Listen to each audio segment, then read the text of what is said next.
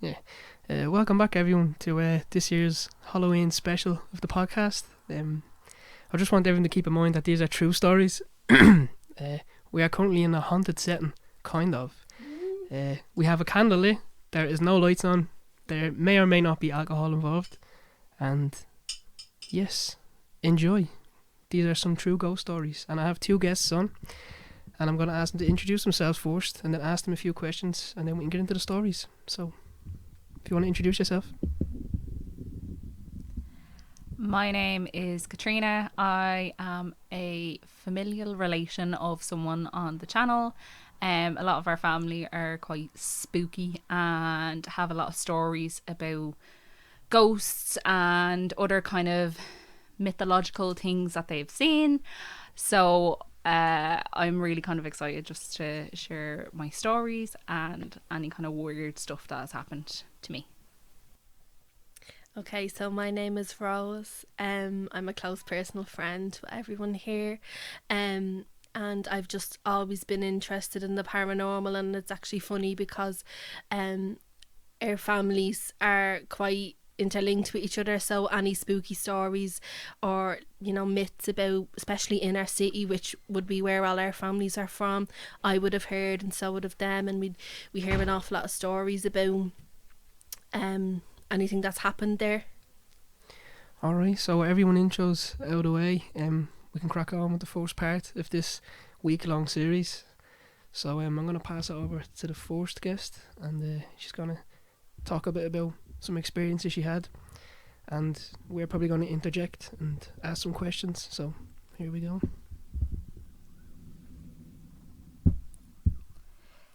So I suppose any of the stories that I tell, I'll have to kind of separate, because some of them are passed down from generations.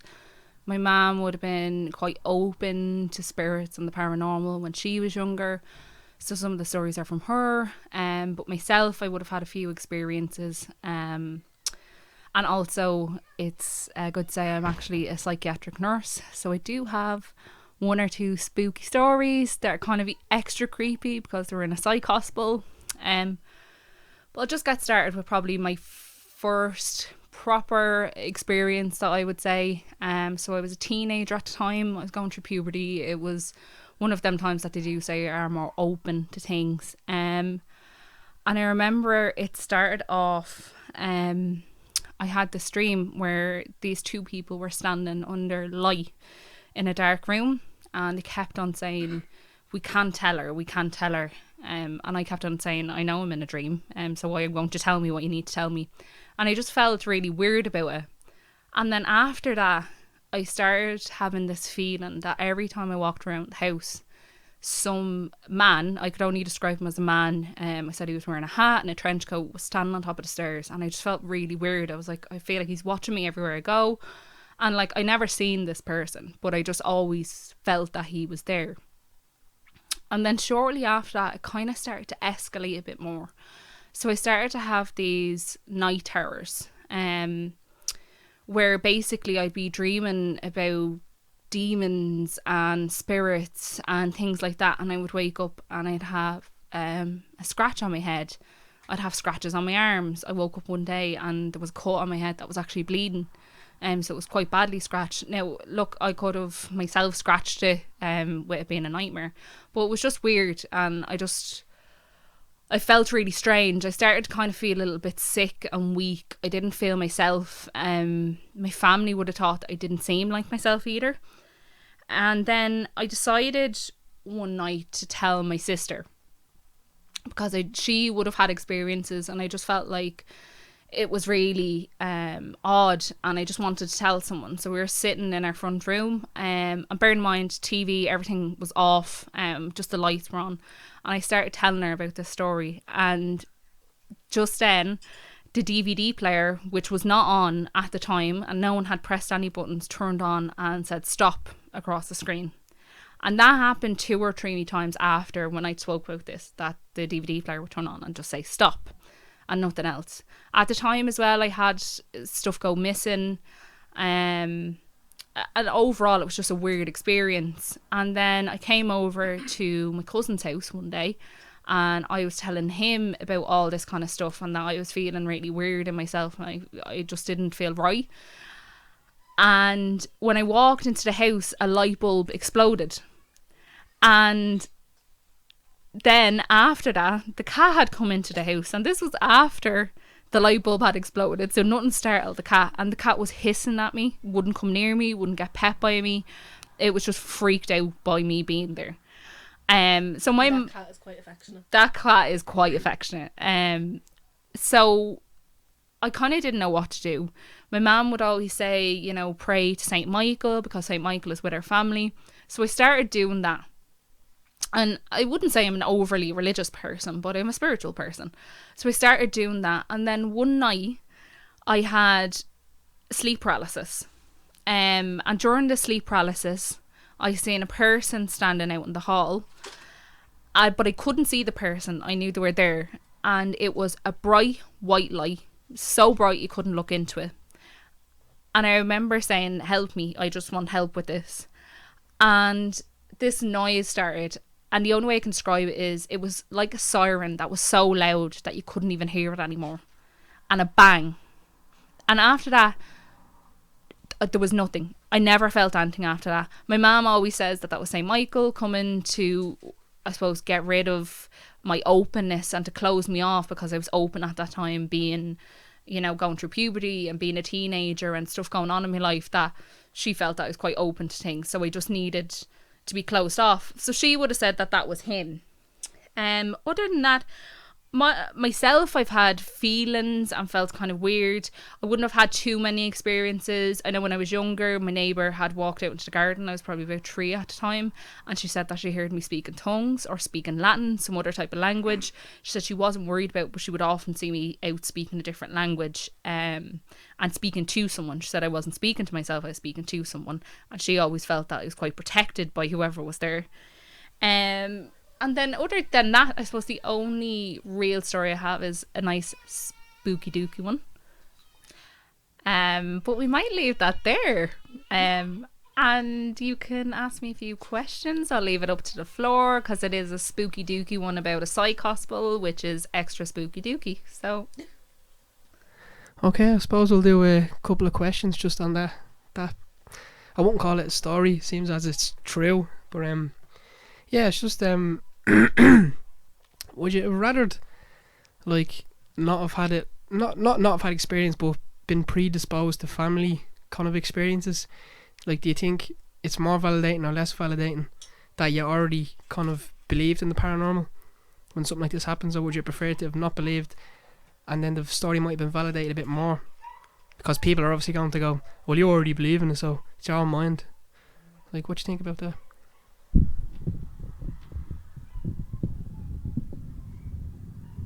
I definitely think our family's kind of history with things makes a big difference, because, you know, I definitely wouldn't have thought twice about it, only that my family has told me my entire life that all this stuff is true, and they definitely validated my experience with my mum, and my, like, all her side of the family did. But my dad is a complete skeptic, so he was definitely just like, oh, she's just being a bit of a weirdo, like, she's just believing all these things that aren't true because someone's telling her. I definitely think if I didn't have them ideas in my head, that them experiences would have taken on a completely different meaning, and I wouldn't have thought very much into them. But then at the same time, I like the fact that I feel that I'm open to other things in this world, because I think there's definitely more. And if I didn't have that and I was so closed off, I don't think I'd like that either. I think personally, only because I know you personally, I know that you're not a lawyer, you're not known as a lawyer, and sorry for the voice, but I think it's more validated in the fact that why would you make that up, especially being a psychonaut yourself and knowing that saying stuff like that to people can lead you to let's worse circumstance, let's say section, like your family goes, she thinks she's seeing ghosts and she's assuming the cat is getting spooked there and stuff, so I'll be more inclined to believe it and not believe it on this one. But also, for me personally, I'm not a a skeptic either. But my father is also a skeptic, so I understand where you're coming from in that sense. It's very annoying when someone says you that didn't happen to you when you know it happened to you. Like there's nothing worse than it. I only have one more question. Like, how many marks was there? Because I know there's in some communities it's believed that if there's 3 marks, it's a sign of like a demon or Satan himself in certain situations. But do you remember how many marks there was or scratches there was in you? And you think that might be related to the cat, because cats obviously scratch people, and she was hissing at you. Do you think maybe some sort of ghost of some sort of cat thing or something like? Yeah. Well, cats sense evil too. Yeah. So, do you remember how many scratches there were, or do you think that might be related to the cat? I kind of don't want to admit now that I had 2 scratches on my arm and I had one on my head, which makes 3 scratches, which isn't very good. But like everyone would have thought that it was definitely something. I don't know whether a demon is probably the best word to use, but it was definitely something a bit more sinister, or like a spirit with bad intentions or something like that. It's hard to say about the cat thing. I definitely think that the cat sent something and wasn't happy with me, because the cat was never like that and has never been like that since. And it was at the time when I was just really wasn't feeling great, and all this was kind of in the height of it. And I think I probably wouldn't have thought as much about the cat, only that the light bulb exploded as well, which was really weird, because that light bulb, as far as I can remember, was only new. Sorry, you're making inappropriate jokes. Behind your back. It's all in good fun. I only have one more question. I mean, this is my last one, then I'm gonna pass over to our second guest. Well, 3 scratches. So I personally believe that if it comes in 3s, usually it's not a good sign. When you hear about the rapping on the doors, not to make a light of it, but if you hear knocking 3 times, sometimes it's a sound, and there's no one there, it can be an assumption that it might be some sort of malevolent spirit or entity or something like that. So my question is, do you think something attached themselves to you? Because if you got haunted in your house and then you came to, I'm just going to put it out there, that was me, that was my cat that hissed at her and stuff, and I remember that, do you think that might be related? Maybe something attached themselves to you? Like, did you ever have any stuff soon after that, or any more little tiny spooks after that? Do you remember?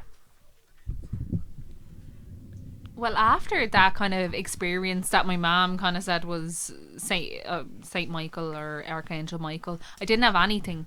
But what I do remember that I forgot to say was, around this time I actually had a night terror or sleep paralysis, where I could see the entire room. I actually had 2 episodes of sleep paralysis. So one of them I could see the entire room, and I was being pulled from the bed. I could feel the covers go up, and I could feel myself being pulled, and I could hear voices.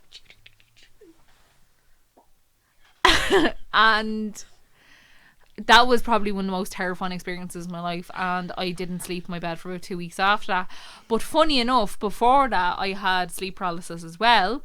My door was wide open. I used to sleep with it wide open, and I could see the doorway to my sister's room.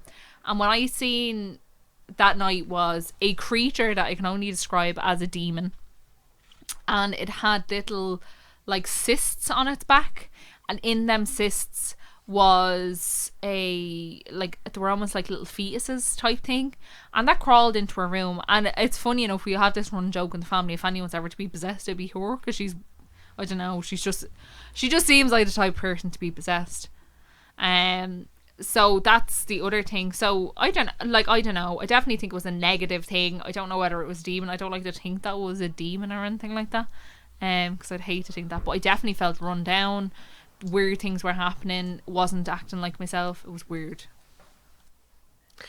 So we had to pause it for a few minutes because we have a candle lit, and it's supposed to be a freaky candle. It's black, but when you light it drips red. And when Katrina was talking about whatever her experience was, it started flickering like crazy. So, and there was like bangs on the door, and there's actually the audio is getting a little bit weird right now. It's kind of weird.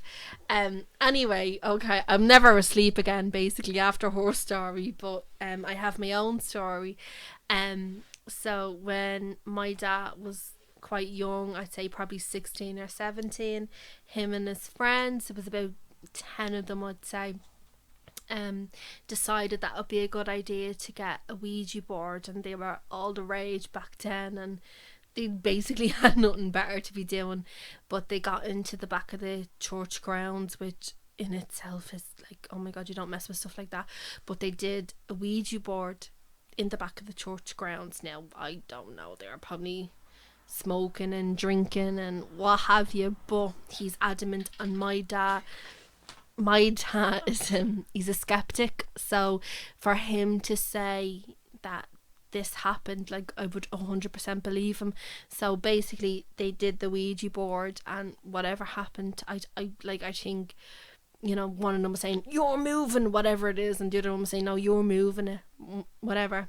But they went back to one of their friends' houses, which is who didn't live far, and it was getting really late, and they were sitting in whatever room that had a big table, but on the wall was a shelf with like the mother's fine china, and they were talking about their experience. They were saying Jesus wasn't that mad and stuff like that, and all the cups and the glasses flew off the shelf straight on the ground. And this was like, they were freaking out, and they felt really, really scared. My dad was saying like this wasn't normal. Like, I know they were probably having a few drinks and probably a few spicy smokes, but he said this is not normal. I've never experienced anything like that. So they got afraid, and the mother came back, and she was accusing them of whatever, and one of them probably was taken to fighting and knocked all the glasses off the wall, but he was adamant that all the glasses just flew off the wall. So he went home, and he said even when he was walking home, he felt this, like, he said even the street lights were flickering when he was walking under them. Anyway, he never thought about it again, but let's say he was probably 16 at the time. As he got older, if there's the audio again going weird, yeah, it's like it's weird. Sorry, I'm freaking myself out. But I'll say the group of whatever 7 or 8 of them that did this Ouija board, they all, like, something's happened to them later in life. So one of the fellas that did it, he died like really, really freaky circumstances. Obviously I can't go into it, but it was weird. And another guy, he obviously fell into the wrong crowd, and they were trying to rob this certain place, and he ran away to the getaway car, and he had a sawn-off shotgun in between his legs. And when he got into the car, I don't know whether I should be saying this, but when he got into the car and obviously made his escape, they went over a ramp, and he blew his head off. And yeah, and then another fella's son died of, like, on a building site, like, I think something like 10 tons of whatever cement bricks fell on him. Just, it was so weird.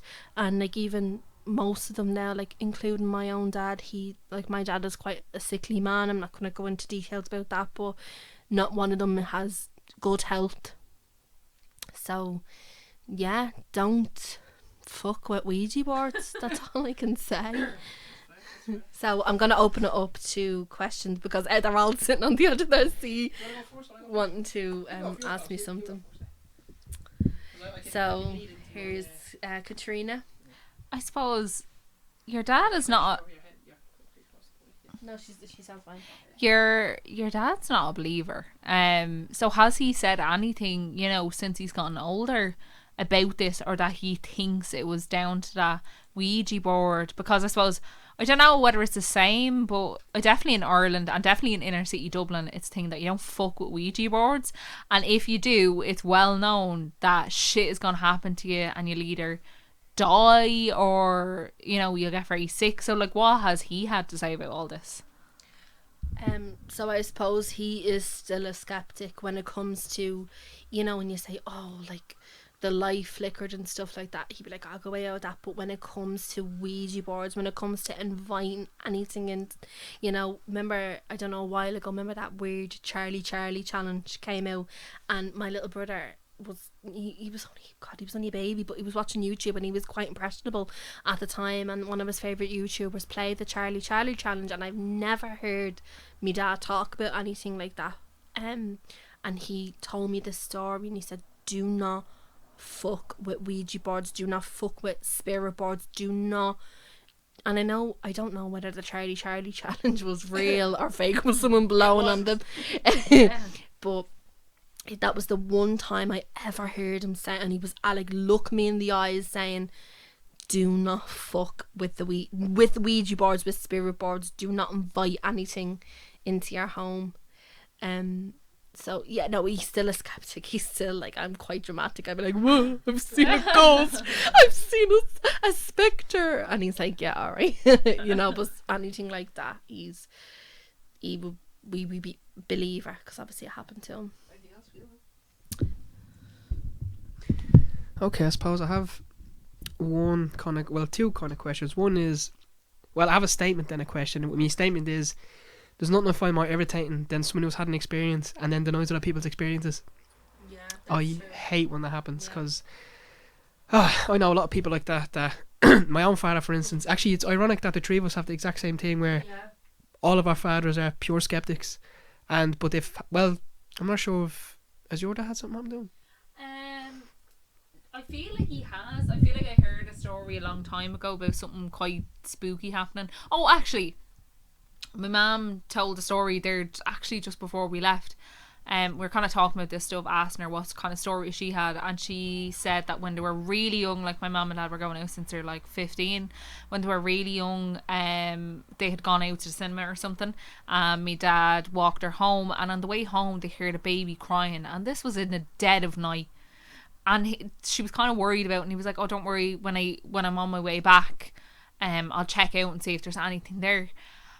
And at the time, it was around, like, it's in the Liberties area, you know, where they were, there was no kind of stables, there was no kind of animals or anything, and he said he seen a black horse in full regalia, like they were at a funeral, followed by a white pony, as in a baby, a small child, a white pony.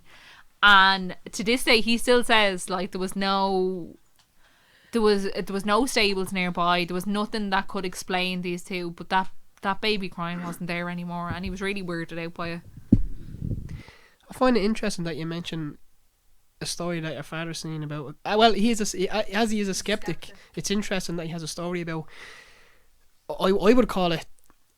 I'd call that, well, unexplained. Maybe not so much paranormal, but it is creepy and strange. But there is a corroborating story around that, because the area that he's seen that in, that whole area is kind of like classed as kind of old Dublin, like really old Dublin, like tenements, and a lot of bad stuff happened there.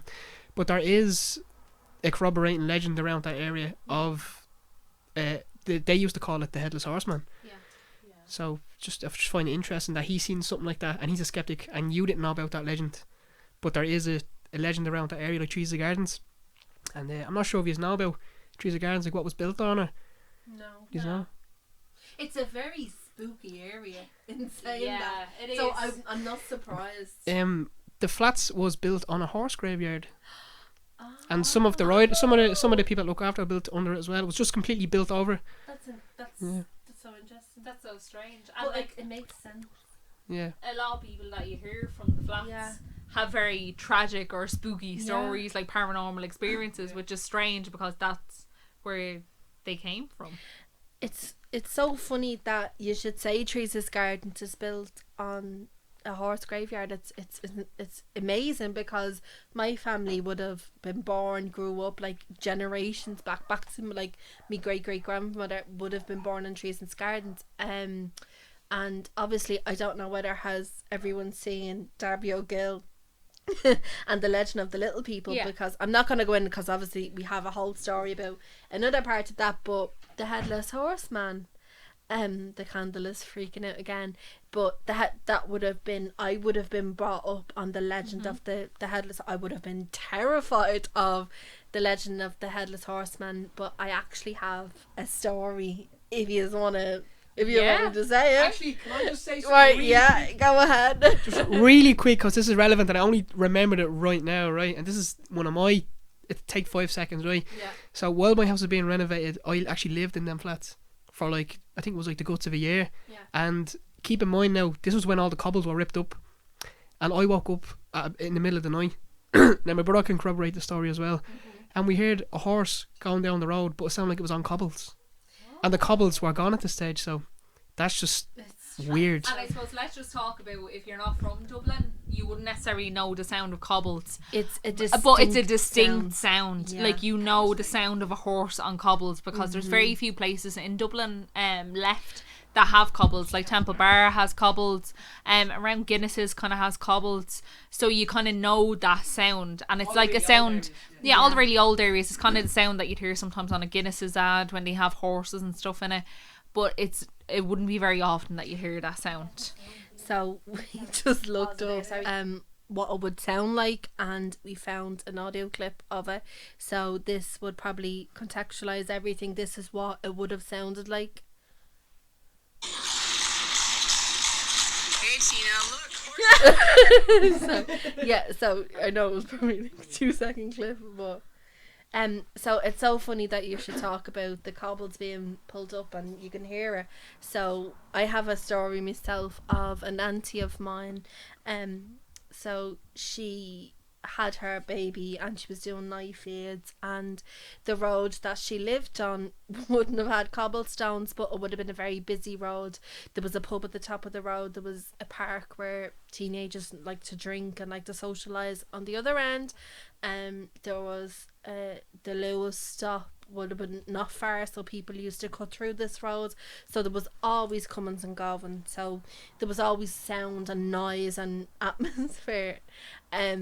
So basically one night she was getting up, she was doing the knife feeds of the baby. It would have been 2:30, 3 o'clock in the morning. I don't know whether anyone else, but this would have been called the witching hour, and you would have been frightened, frightened your bollocks of the witching hour. So basically she woke up, the baby was crying, and she was feeding her, and she looked out the window obviously while the baby was feeding, and there, like, this would have been, peak time for activities, for hoodlums, for goings and goings, for everything like that.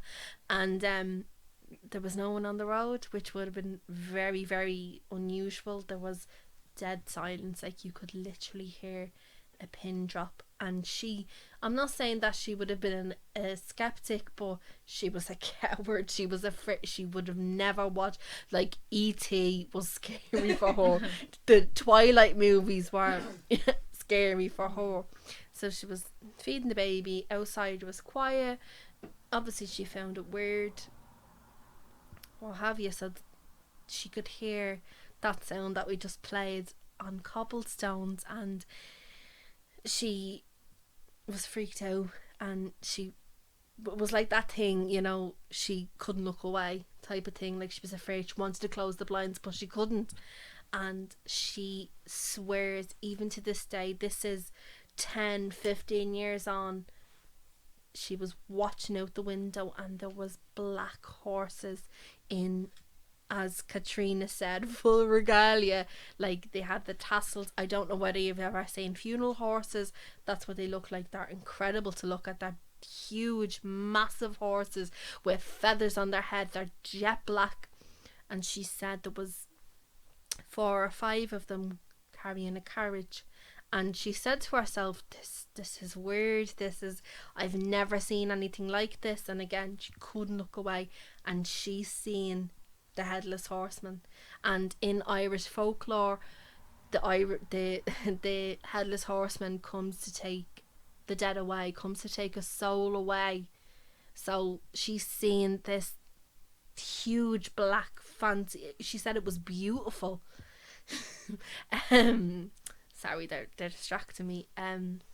Horse-drawn carriage. And then the next day, so she put the baby to bed and she was freaked out, and whatever, she fell asleep, and the next day she woke up and she found out that a neighbour, say maybe the next road over, had died during the night. Yeah, it was so strange, and she swears even to this day, like, the baby that she fed, the baby that she was doing night feeding for, is grown up now, and still to this day she swears that's what she's seen. She's seen the headless horseman. That's actually mad. Okay, but it's not. Funny enough, if it's like, if you're from like that inner city Dublin, it's not odd to hear a story like that. I feel like every family has a weird story either about the headless horseman or, as I'm going to lead into, the banshee. The banshee is a huge part of Irish culture and a huge part of inner city Dublin culture. The banshee, sorry, I just had to say it. The banshee was the... What? You were saving If you for want. a full episode. Do you want us to record it? We now, recorded or- for a full episode. We Oh. can record it now and release it tomorrow. Yeah. Yeah.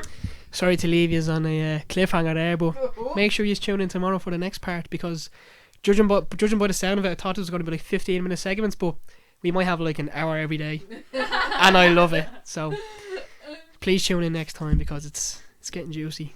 It's a very Irish thing as well, the old banshee, so you'll get some history as well. Thanks for listening, everyone, and any final thoughts before we end this segment? So don't fuck with Ouija boards. That's my first and foremost. And if a weird little red-headed child says that they seen a ghost, believe them. And obviously sleep well. Good night. I suppose believe in the supernatural. It's out there and it's weird. It makes life so much more interesting. It makes life so much more interesting. But be afraid. I'm not very afraid. I'm not gonna say don't be afraid, because it's fucking scary. But if you're a weird, you like history, and you like Irish history, and you like folklore, and you like, I suppose, the spooky stuff, tune in for next time. Sorry. Spooky dookie. The spooky dookie stuff. Definitely tune in for next time. This is going on too long. Make sure you tune in tomorrow for some more true stories, because this is getting really interesting. Thank you.